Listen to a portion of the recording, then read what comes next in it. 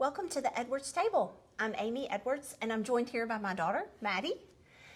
This season, we're going to sit down right here at the Edwards dining table and have great conversation about my wildly messy story. And thankfully, there's a beautiful ribbon of redemption woven throughout that only God Himself could weave through it. So super excited to be here. Thanks for joining. Grab a seat and let's jump in.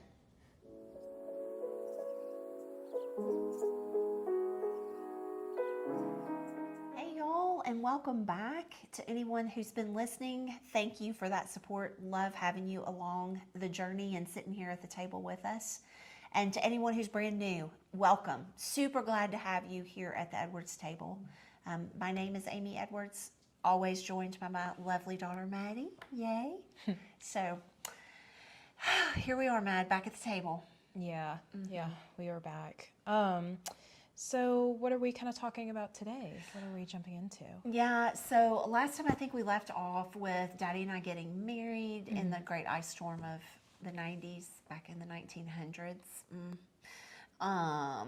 And just jumping into marriage. We got married on a Saturday and went back to work. I started student teaching on Monday of that week. And so I later that semester graduated from college, and from that point was looking for my first job. So I was a certified and licensed teacher, and put in my application to the county and the city school system. And I got a job teaching third grade at a neighborhood school there in Memphis. That was in a part of town. So for anyone who's not familiar with Memphis, exceptionally small town vibe, but it's a city. Like it is a city, but exceptionally divided racially. And really and truly, what I would say it goes back to is because, you know, Dr. Martin Luther King was assassinated in Memphis. And so Yeah, glad we had that claim under our belt. I know. It is rotten because Memphis has such potential in terms of like the history there is so beautiful. The The music scene is amazing. Unbelievable. And then also just history in general because it's on the Mississippi River. And so throughout the 1800s and the early 1900s, just amazing history there. Anywho, it breaks my heart too because that's the city I grew up in, and I'm super proud to be a Memphian. Like I love the 901, and because I feel that because of that, because of Dr. King's assassination, it really kind of stopped Memphis in time, and so unfortunately, racially, it divided the city tremendously, and it's very unique too in Memphis where there are pockets of poverty and wealth that share the same street. Yes, very much so. And it just, I don't know, I could go on, but I won't. So what was unique about the school that I taught in, Memphis was a community of busing where students were bused, albeit if they went to a county school or if they went in the city schools. Busing is very common, and but I taught actually in a neighborhood school. So all of the students that attended our elementary school were walkers. They walked to school, which made it beautiful for me as a school teacher because I could walk to their house if they were being naughty and talk to their families directly. Yeah. And I did that. I'm not gonna say I didn't. I definitely let parents and grandparents, whoever were in their children's lives, to be a part of their educational process. So needless to say, I taught at this school in a pod of third grade teachers. There were 4 of us, and one in particular, Mrs. Haywood, I have to shout her out. It was her last year to teach. She had taught at this elementary school for 40 years.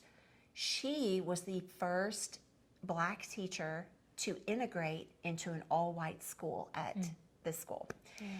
And she was super, super incredible to talk to. I loved like sitting down and just hearing from her and her stories. It was amazing to hear what her experience was coming into that situation, and then what she watched over the course of those 40 Right. years, right? She was responsible. She was very gifted musically. She was responsible for writing the school song, and we sang it every morning. If you are a fan of UT Texas, it actually is to the same tune as their fight song, The Eyes of Texas. So, anywho, and then the teacher that was right next door to me, Ms. Baker, P. Baker, she also, many great stories about her, was a great support of me being a brand new teacher in this school, definitely being a minority because I am white, and the population of the school 100% African American. Yeah. There was no other race or ethnicity that was represented there, which again for Memphis a little bit unusual. Typically there was a little bit of there's mix. like an outlier of Hispanic and white mixed in. Yeah, and occasionally you might have some Asian population in there as well. But this school absolutely was not. And so for some of my students, their first experience being around someone who was white had some incredible things, some wild stories there too. We're not going to get into all those, but for my first year of teaching, I was very thankful for my principal. She was very encouraging, held us to a high standard, which I really appreciated, held our students to a high standard. They were expected to be respectful. They were expected to be learning. They were expected to be behaving. And she did not tolerate, she had a zero tolerance policy for misbehavior. Yeah. So I was well supported, and that was important, being that it was my first year, right? Well, so a couple of months into the school year, so I start teaching in August, and like October, November, I start noticing I'm not feeling my greatest, but I don't know. I've worked around kids most of my life at that point. I actually nannied growing up. I was a babysitter growing up. I nannied some. I mean, like, worked summer camps, all the children. So I didn't really think anything. You know, you kind of feel icky because, no offense to anyone, but kids and germs, ew. But then it like got into the beginning of December, and finally Daddy was like, I mean, I think something's going on. Like, I think you should go to the doctor. And I was like, okay. So I went to the doctor, and they, of course, they always ask you, like, could you be pregnant? And I was like, well, really no, because I took birth control, so no, I could not be pregnant because that works, right? And back when I was at the doctor, this was back in 1997, this was before they really had started putting warnings on birth control about drugs that interact with it. Yeah. Uh-huh. Okay. So I'm telling you all of these great deets because your girl might have had a sinus infection earlier in the year and taken some antibiotics while taking birth control, but didn't really think about it. And so the doctor comes in beaming. He was very joy-filled when he came in. He said, "Congratulations, you're pregnant." And I looked at him and I said, "Under no certain terms am I pregnant. I have a 5-year plan, and this is year 1. You need to go back and do that test again and find out why I feel so sick."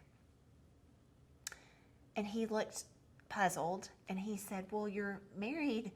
Won't your husband be excited?" And I said, "That's not the point. Gosh. This is not the plan. Like, I have a 5-year plan, and this is not the plan." And so he graciously left the room, came back in. I was indeed pregnant. And what we found out over the course of a follow-up visit when I went to the OBGYN is that not only was I pregnant, but I was well into my 2nd trimester. I missed the whole 1st trimester, feeling like crummy, but not really thinking anything of it. And then had the worst morning sickness. My 2nd trimester got really bad. And so shortly after I found out I was pregnant, I woke up one morning to go to school and teach, and I knew that I was being observed. So when you, in your first few years of teaching, you have observations done on you, like I think it's 3 or 4 times a year or something like that. Yeah. But they come in regularly and make sure you're like legit in there doing the things, whatever. And I woke up, and I mean sick as a dog. I profuse sweat, just felt like I was at death's door, crying because I knew I had to have myself together. Also, it was my assistant principal coming to watch, and she was over the top about her observations, and none of us liked having her come in because she was so intense, and it made us a nervous wreck, right? And so I got in the bathroom, and I mean, I was so sick. And Dad came in and initially was like, "What is wrong with you? Get up and get ready. Why are you being like this?" Because I had told him, I said, "I really am having morning sickness a lot." And so he comes in, and he wasn't the kindest. He would tell you this. He wasn't the kindest when he said that. And then literally right after that, I was just sick. Mm-hmm. And he came back in as I was literally laying on the cold tile floor, just trying to cool my body off. Nice. Crying, sweating, begging for mercy. I'm like, "God, please make this stop. I have to get up and get ready."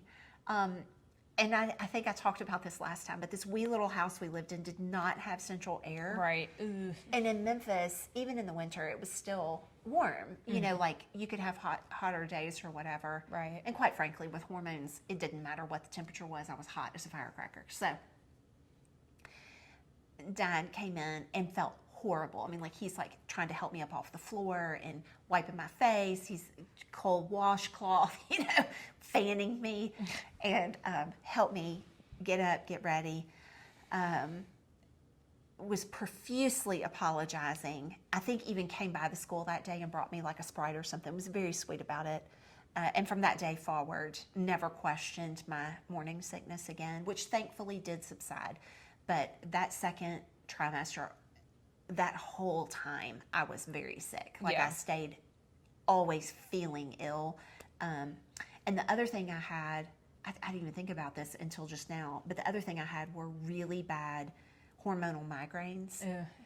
And so, poor Dad, honestly, I don't know how we survived not eating because I was always first to leave in the morning because our school started, I think, at like 7:20. So I would actually leave our house at, I think, like 6 in the morning to get across town because it was a good jaunt away, and then be there, get my day, started before my students got there.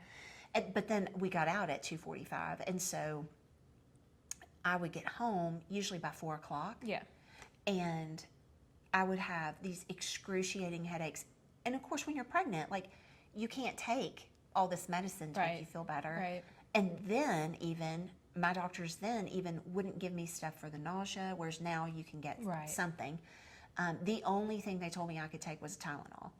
And that, I think kind of messed with my stomach, but if it gave me relief, which unfortunately it didn't, the only thing I could do was come home, turn all the lights and everything off, and cry myself to sleep. And then if I could take a nap, usually I could get back up around 6 and function until bedtime, and then I would go back to bed. It was awful. Like, I felt horrid. And I think, too, I couldn't take a nap during my school day. I had to power through whatever I was feeling. Thankfully, I had amazing students who were very sweet. 2 girls in particular, and 2 boys in particular, that they would take turns who got to go into Mrs. Edwards' desk and take 50 cents to the vending machine, get me a Sprite, and bring me a sleeve of crackers out of my drawer. I did that daily, just praying that I could make it through the day and not get sick. So, yeah, second trimester, a little rough. So I know last time when we were talking, I had talked about how kind of my family and I were estranged during that time. Mm-hmm. So went to college, graduated from college, and they weren't there. They weren't there for the wedding. And so many, months had passed. And out of the blue, I got a call from Grandma, and she reached out and was like, hey, I'm going to take this pottery class, ceramics. Would you be interested? I was like, okay. And so we started doing that together. And what we were making were porcelain dolls. Oh, yeah. So there's a lot to it. Like I didn't realize quite that. But during that time, obviously, found out I was pregnant with Quinn, and that definitely, babies tend to bring families closer, and that definitely was a good thing. And so we got to celebrate. Super excited to have Quinn on the way. Found out we were having, obviously, a boy, if I'm saying that already. So found out in December I was pregnant, and he was born that summer. Also one of the hottest summers freaking of Memphis ever. It was so hot that year. And I went into labor I think it was the afternoon of July the 3rd. I went to the hospital, full on contractions, and stayed for several hours. They had me hooked up, and they were like, oh, you're going to have a baby. You're going to be here for a couple of days. Super excited for you. Yay. Call everyone. Tell them, we're at the hospital. We're doing the things. A couple more hours go by. Contractions start to dwindle. They check me. They're like, well, you've stopped. And I'm like, no, please no. Also, fun facts of this pregnancy. So my OBGYN at the time, it was only my OBGYN during this pregnancy and then never again, told me under no certain terms, eat whatever you want, enjoy pregnancy to the fullest, do this, whatever. And I took her at face value. So there was a window of time during my day when I would get off from work until I was going to bed, where my body would finally feel hungry and I would eat. And this was later in my pregnancy when morning sickness really subsided. But again, your girl here with stopping off at Wendy's. Thank you, Wendy's. Shout out for the junior bacon cheeseburger and Frosty and fries. That was usually my afternoon snack, if you will, which is about the only thing I ate until dinner. And then shout out again to Sonic, because also the jalapeno poppers became a new thing. And if I wasn't eating their trash food totally, then I was eating Mexican food, and not healthy. I ate whatever I wanted. I drank juice, like pineapple orange juice. I drank that like water. I mean, I literally gained 100 pounds pregnant. 100. A whole small human I gained. And I didn't necessarily feel bad. I mean, other than the morning sickness part, but I didn't feel bad. And I really tagged on a lot of that weight once the morning sickness kind of subsided and I could start to eat again. Yeah. And then I just went hog nuts. I mean, I literally, whatever I wanted, whenever I wanted, 100 pounds I put on. I can also confirm that getting off said 100 pounds is not easy. No.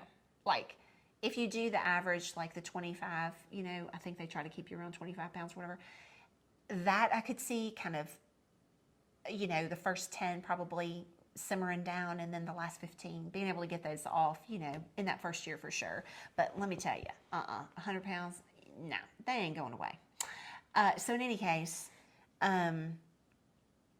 had a relatively healthy pregnancy in terms of me until my third trimester. Probably the last 8 weeks or so, my blood pressure started to go up. Mm-hmm.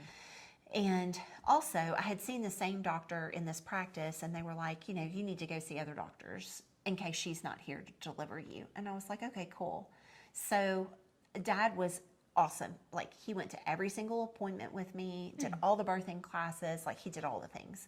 So we go to this appointment with the new doctor, And she walks in and she looks at her chart, and I quote, "Whoa, we need to pull the reins back here on some eating." To which I burst into tears. Dad pops up and he was like, "Now wait just a minute.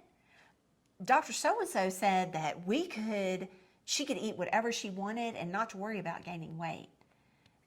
New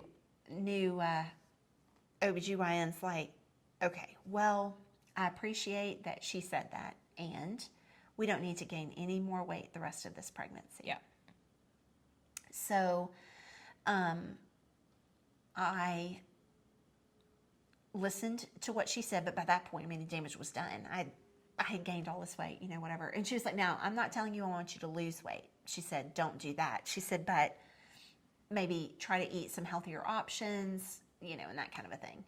Of which healthy food during that pregnancy sounded disgusting. Like I couldn't. Fruits and vegetables just sounded gross, and if meat wasn't fried, I wasn't having it. So, Nice. yeah, it was awful in terms of health-wise. It was delicious, but it was very unhealthy. And so,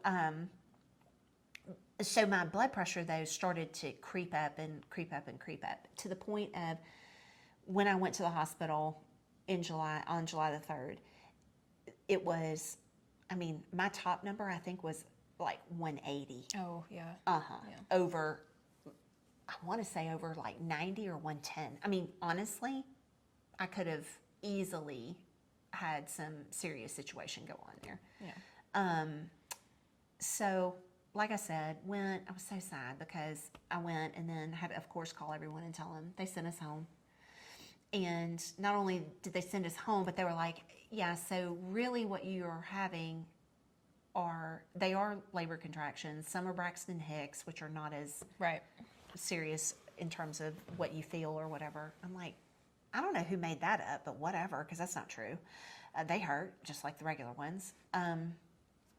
So I go home and pretty much am feeling those kinds of labor contractions for the next, the 3rd, so 12, 13 days. Yeah. And finally, when I went to my last WG1 appointment, they were like, "We need to go ahead and schedule you because he has grown tremendously. And he's definitely 8+ pounds." Yeah. And we're like, "Okay, cool." Went in, had this whole birth plan and was ready to go. No drugs. Was not going to do any drugs. Didn't want to do any of that. Dad and I had practiced, my breathing and all the things, and so I was ready. So we go to the hospital that morning, and they hook me up to Pitocin to start inducing labor. And Pitocin, not a gentle drug, like it kind of throws you into the, labor, and labor's not anything to shake a stick at. So we go in, get all this hooked up, it goes. And, I had Grandma come back there for a while until my contractions started getting too bad, and we played cards and we kind of talked and, whatever. So that was nice because it just kind of, it keeps your Pass mind the going. time and Yeah, because you're going to be there at least a good 12, probably 24 hours, your first baby, kind of thing. So they were there, Annie was there, everybody was taking turns kind of coming in saying, "Hey." And at one point, a family friend who is also a nurse pops in as my feet are in stirrups and we're doing a check-in, and I'm like, let's maybe not have her in here while we're showing all of our bits of glory. A little embarrassing because she wasn't like someone I knew that well. Right. Yeah. Also, I prefer not to know you ever because once you've seen my lady parts, I'm No. good. Yeah. Good. No. Please don't let me ever see you again. Anyway, so that was a little embarrassing. But also, another fun story about my labor and delivery with your brother was there was a student nurse who was from the UK, was trained and certified and licensed and however the UK does that process. Yeah. But in order to practice here in the US, there's a standard that you have to go through education and interning and things. Okay, so that's kind of what she was doing alongside of a registered nurse that was on call that day as well. Well, like I said, no drugs, didn't want to do the epidural thing, really wanted to do everything naturally. And contractions got much more intense, everything, dilated, everything, all the things. A face situation, we were all good. We were at a 10, everything's ready to go. We're getting close to push time. So I have Dad who is really excited because he's very much into golf and always has been since I've known him. And it just so happened, I'm trying to think of what day of the week it was, but it had to be a Thursday or a Friday. The British Open was on. I'm like, yes. And he had that on the TV. We were not watching what I wanted to watch. Let me just say that. So that's fine. It's fine. But I had my music playing. He had the sound off, but where he could just kind of see it or whatever.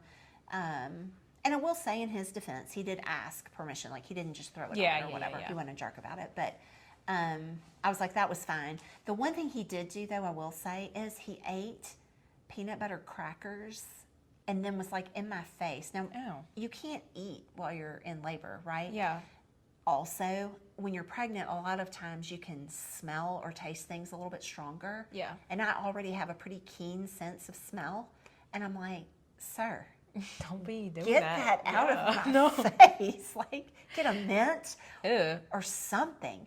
I really did tell him. I was like, you have got to get your breath out of my face. That smells disgusting. He's like, it was just peanut. Oh, no, stop. Not right now, please. Just, cool me off because now I'm getting hot and whatever.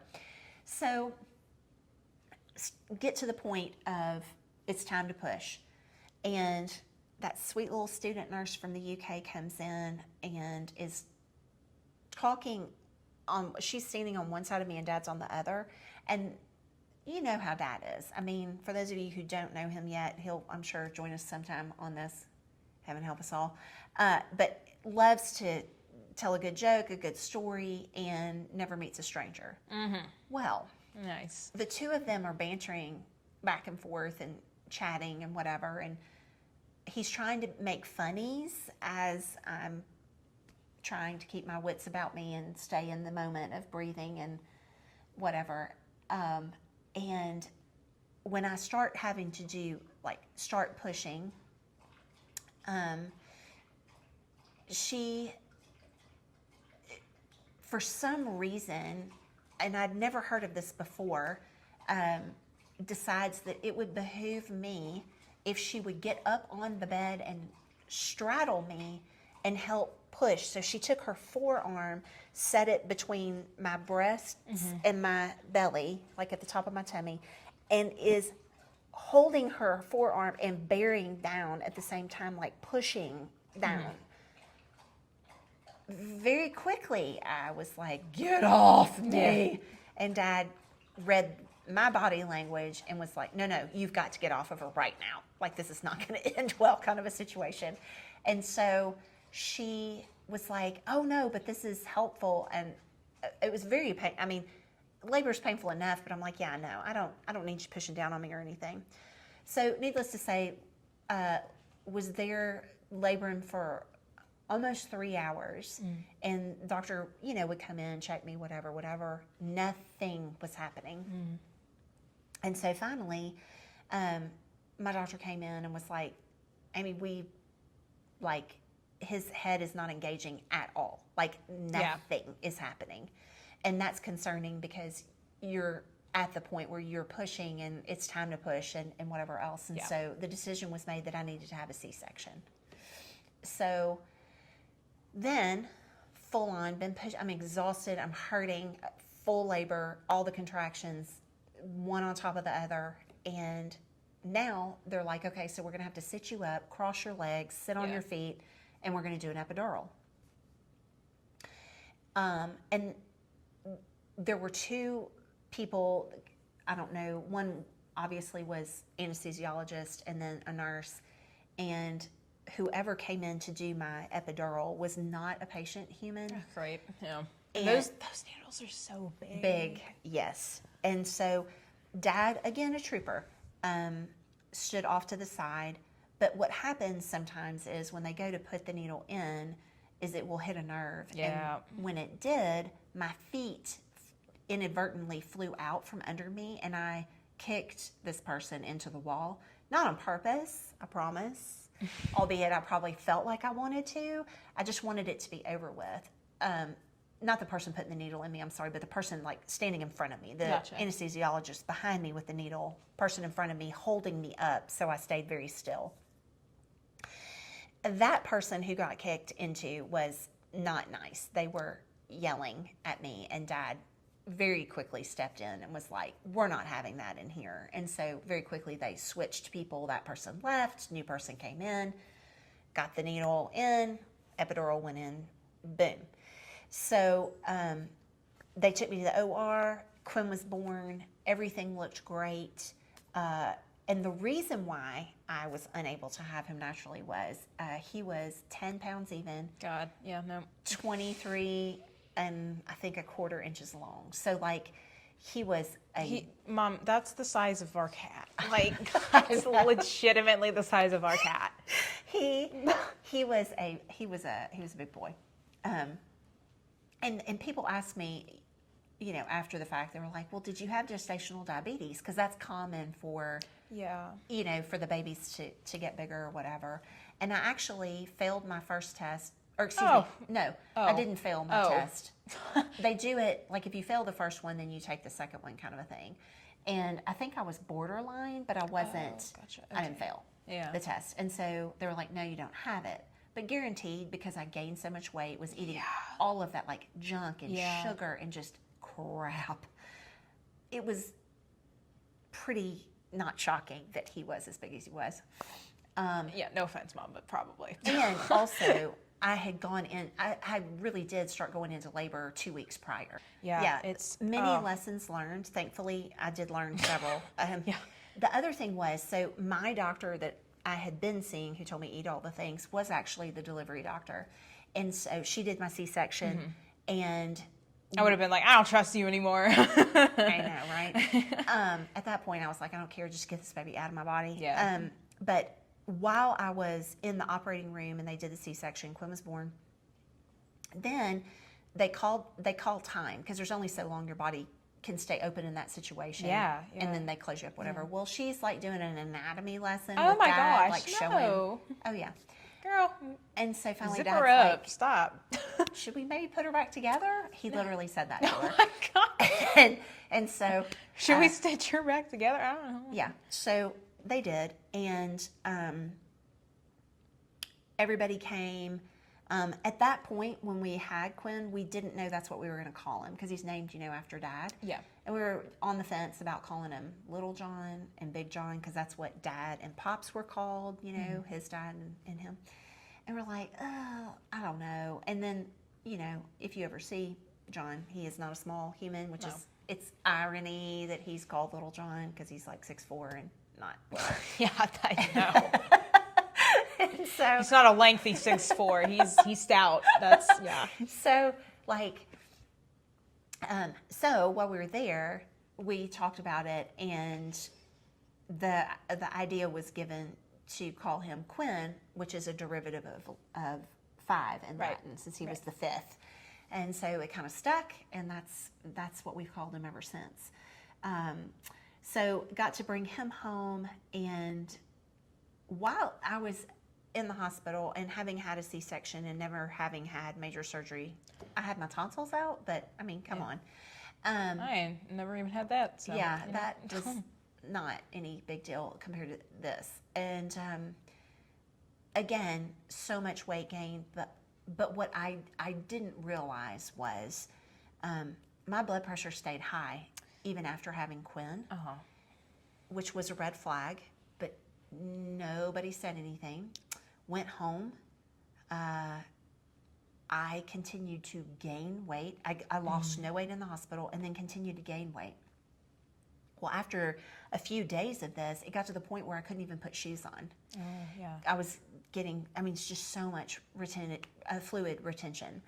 And so Grandma was coming over during the day and staying with me while Dad was going to work, and she and I were talking, and she was adamant. She was like, you need to go back to the doctor. Something is not right.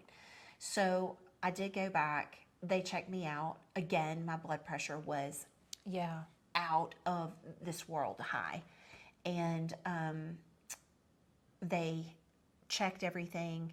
And what we found out was they left afterbirth in me. I was about to say that's got to be what that is. And so... Who were these people? Well, thankfully not my doctors anymore. Yeah, I'm glad you didn't go back to them. Yeah, That's insane.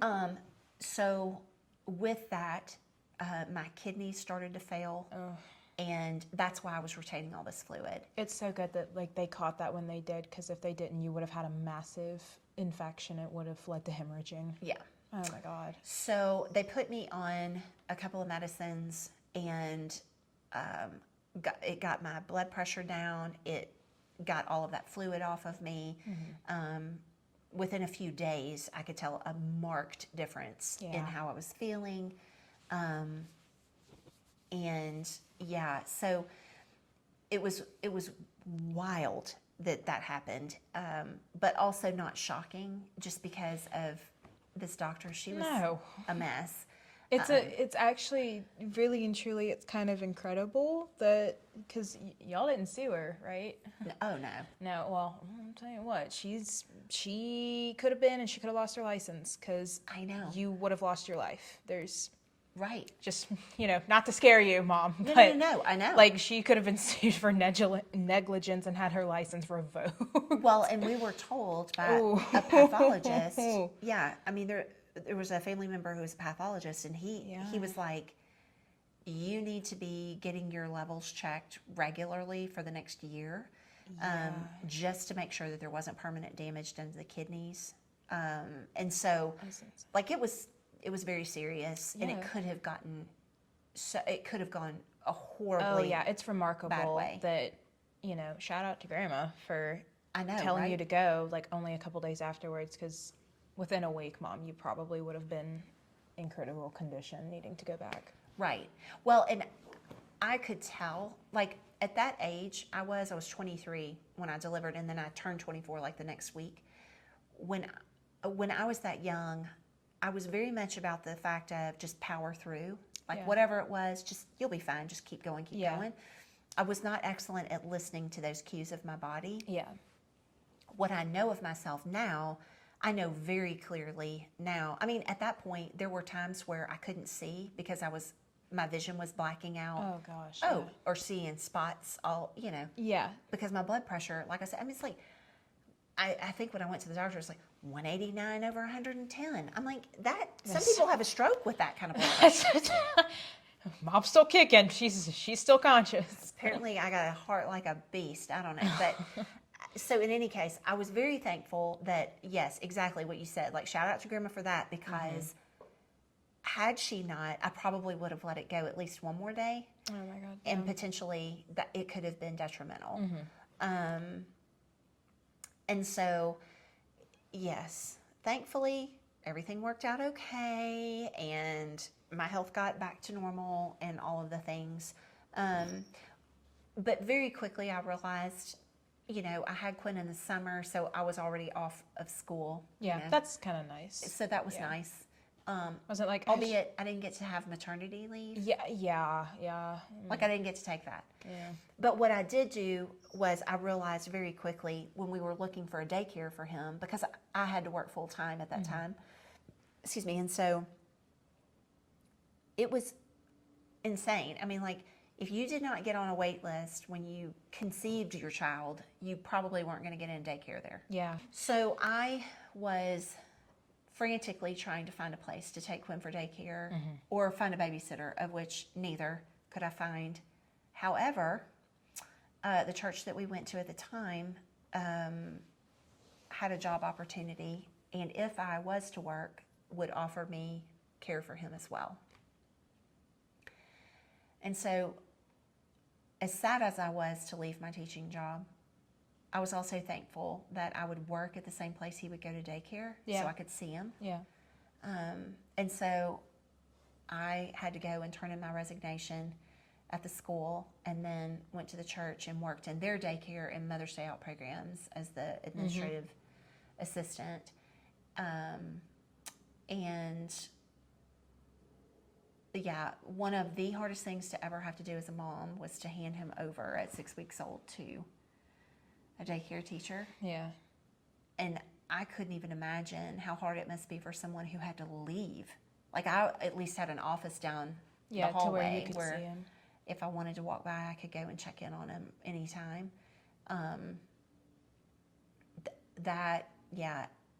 That was so hard. And like you, I always wanted to be a stay-at-home mom.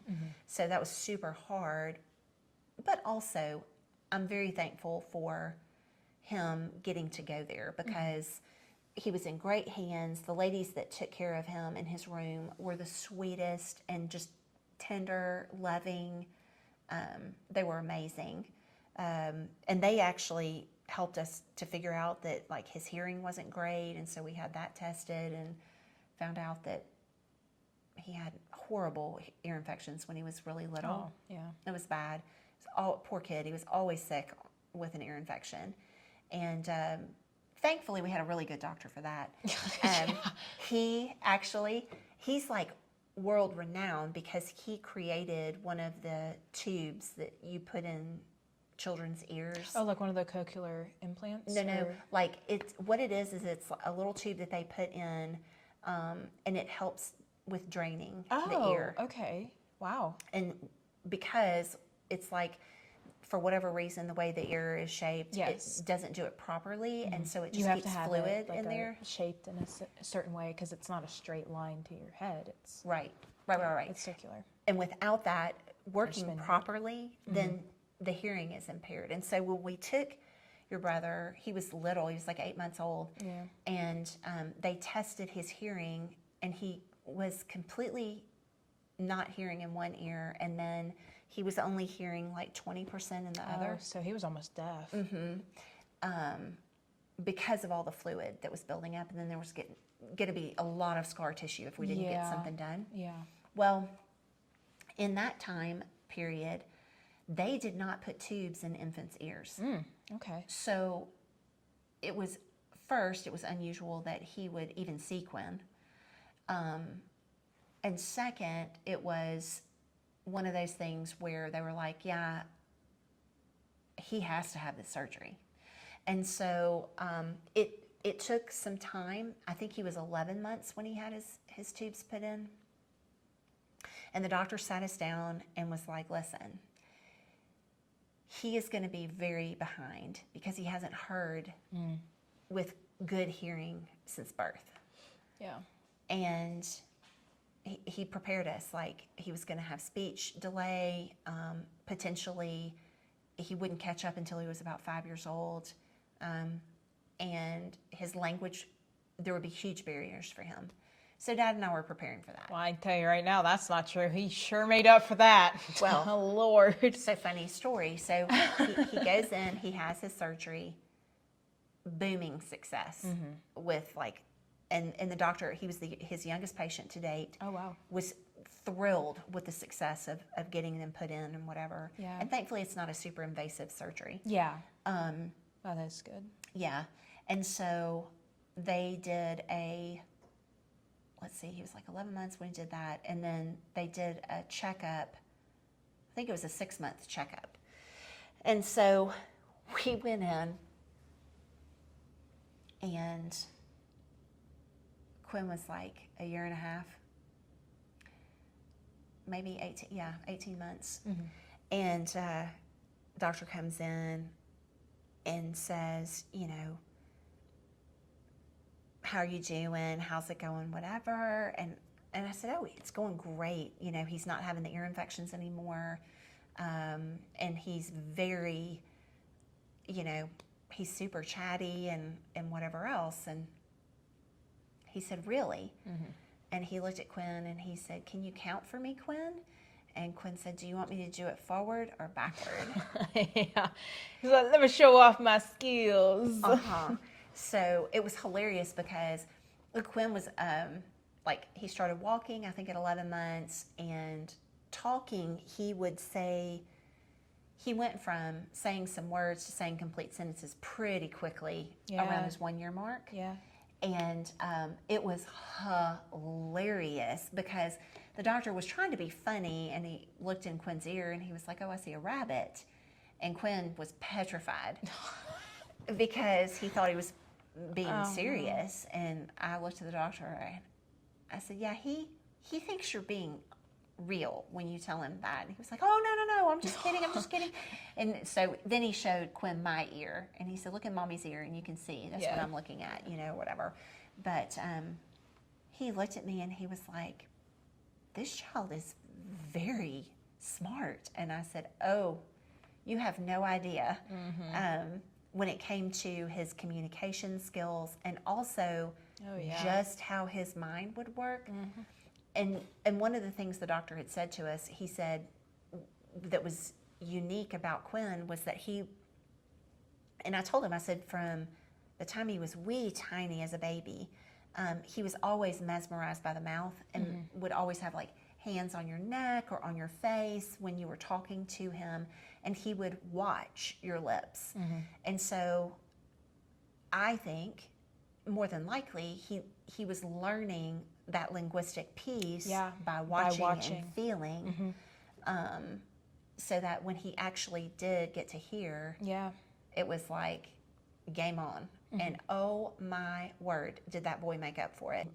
From the time he could talk and started learning, he picked up, like I said, he started saying words very quickly, and then super fast after that was speaking in complete sentences. So by the time he was a year old, he was easily talking in 3 to 5 word sentences, which is ahead of what he should have been doing even at that mark. And so by the time we went at 18 months, he was having full-on conversations and whatever else, and it just blew their minds. The doctor, he brought the whole nursing staff in to listen. He was like, "Y'all are not going to believe this," So I think I'm going to close out on this one story. Speaking of it, we're going to talk about Quinn. Life was good. He was a sweet baby. Oh my gosh. Easy baby. He slept at 8 days old, never turned back. Getting a little nudge under the table here. Ruby, our lab, is coming in for a little visit. Yeah, she's like, "Y'all need to finish. I need attention." Yeah. But so fun facts about Quinn before the next baby came along. He, like I said, extremely bright child, and his mind always 30 steps ahead of the situation. And so he loved being outside. We played out all the time. I was adamant about that for all of y'all. I wanted everyone outside to get fresh air and just go play and be kids and have a good time. So we had, in the meantime, when he got a little bit older, he was turning 2, and we moved into a new house. And it was great because in our first house, we did not live in a part of town where Quinn could really he could go play. Yeah. Also, he was too little. I mean, he's 2. I'm not going to throw him outside and be like, "Good luck. Touch some grass." All right, I'll watch you later. See you in an hour. Yeah. But the house that we moved into had a fenced-in backyard and had an amazing play set. And underneath of it was like 2 stories, and underneath of the little fort area was just posts in the ground. And so I told Dad, I was like, "Well, let's turn that into a sandbox because it'd be super cool." And so we did. We like put plastic down and made it into a little sandbox, whatever. So of course he loved going outside. Oh yeah. And this particular day, he had decided we were gonna not go inside, and it was time. I needed to go in and start dinner, and he's like 3 and 2.5, 3 years old. I'm like, "Yeah, you're not staying outside." Well, during this time, all of the professionals in the world were telling parents like myself in her young 20s that you should take the doorknobs on your children's bedroom or any room that they potentially could get locked into and reverse it to where you have the lock on the outside of the bedroom where they can't lock themselves in. And so we did that because what good parent wouldn't? And like I said, Quinn loved being outside, did not want to come in, was adamant he wasn't coming in. And finally, I had to do the football carry. Any moms out there, kids, you've watched your parents have to do it, where tucked him under my one arm, closed the back door. And where we lived at the time, I didn't necessarily lock it, but I did close it.